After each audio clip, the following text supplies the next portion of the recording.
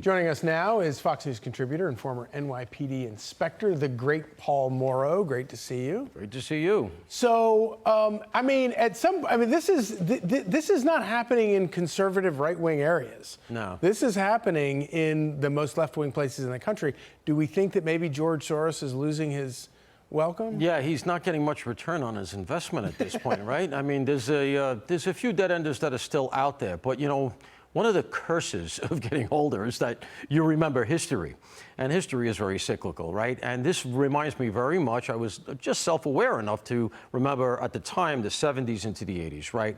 When the cities really bottomed out. It was sort of a hangover from some of the worst ideas of the 1960s, right? And so in the criminal justice world. And so especially here in New York, the place had become, you couldn't even go in Central Park, all right? That was just a given.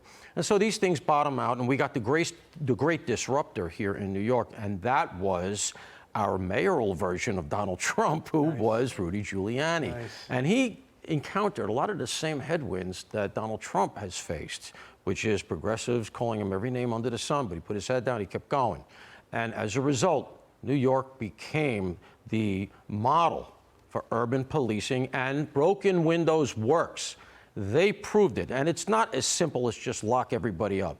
But some of the best criminal minds justice in the country came out of that administration.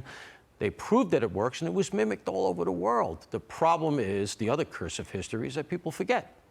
And after not only going the other way, but then to get the absolute cognitive aperture that they were waiting for in George Floyd. When that happened, there was just no pushback because they had it all loaded up. If you're not on board with everything we're going to do to undermine the police, defund, et cetera, you were de facto racist. We're going to turn our eyes away from the fact that people of color are going to be the people who suffer the most. But it ended up being, and we've seen it here, and you saw it in LA, that Gascon, as an example, turned his back on the victims. That one thing he did early on was he stopped notifying the victims and or their families of parole hearings. So when people were coming up for parole, there was no more notification.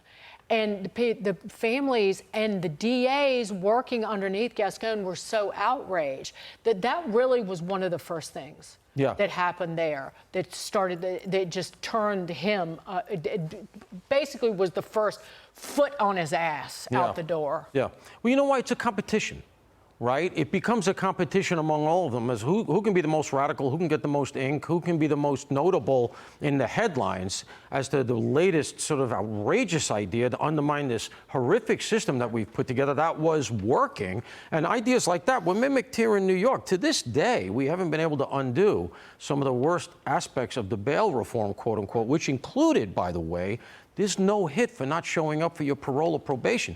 You don't have to go. So I don't understand why we have those departments anymore, because nobody shows up. So those ideas are still in place in some places, but I would agree with your assessment, I dig. And I think that the winds of change are coming, and that it's bottomed out and people are wising up. So, you know, we spent a lot of time talking about the open border and the catastrophes as a result of Biden's open border in terms of people who have been assaulted, raped, murdered by these illegal aliens. One thing we don't talk that much about is the incredible strain that the open border has put on police departments all across the country, not just down in El Paso, Texas, but across the entire country. Yeah, and you know, it's a little bit of a perfect storm because as you with the funding, look, nobody goes into policing for the money. If you do, you need to have your head examined. The reason you go into that is because you think it's something that's going to give you life purpose, it's a calling, maybe it's in families, that's kind of what it was with me. So you go into it for reasons that are outside of money. Well, you know, if you take the white hat off of these cops, if all of a sudden they're the bad guy, well, you're not getting any money. If now you've lost the mission, and at the same time, you've got the fact that we're going to put a whole nother overlay on this, which is out of control migration, unvetted migrants who we don't know who you are, where you're from. We don't have your prints. We don't have your biometrics in the system. We don't know if you have a past history of 15 murders. And then you got the organized groups, right? The resurgence of MS-13, Tren de Aragua. I mean, right, you know, just recently, a couple of weeks ago, we had this thing where in Aurora, they made, 15 arrests of Tren de Aragua. I thought that whole thing went away. They were telling us, the mayor was telling us it doesn't exist. almost, what, a dozen and a half arrests from the same crew in the same area. It didn't go away. Tom Homan can't get here fast enough.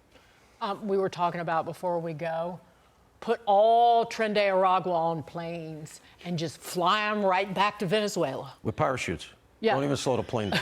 Or at the very least, you could just stop at you could build an airport at the prison and just take them off the plane directly into the Because prison. if Trump gives a ring-a-ding-ding, they will bring them back. Hey, listen, remember something. Make a trade. Venezuela's president is under indictment here by the DEA. So you know what? If you don't want to take these guys back, I tell you what, we'll add one more to the guys we had here. How's that? You think tariffs don't work on for the economy? They'll work on solving that problem. Yeah, they will.